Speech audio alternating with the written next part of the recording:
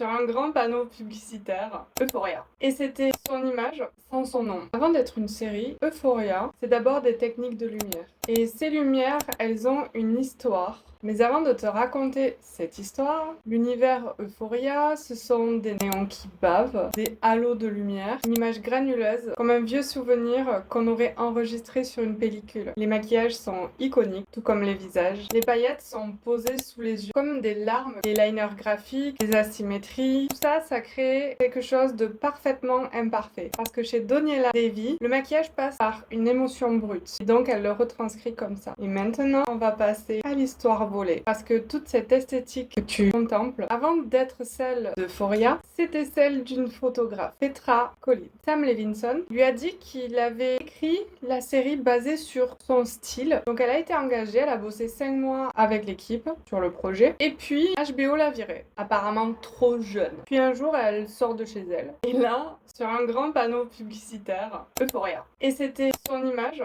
sans son nom. Petra Collins a dû retravailler toute sa direction artistique afin qu'elle ne soit plus associée à Euphoria. Dans notre shooting, oui, on s'est inspiré de ce langage visuel pour le réinventer. Notre vision, notre style. Aujourd'hui, c'est donc une approche sur l'histoire d'Euphoria et demain, ça sera les backstage. Dis-moi en commentaire si tu connaissais cette histoire. Je m'appelle Aurélie, je suis maquilleuse professionnelle. Abonne-toi, ça me soutient énormément.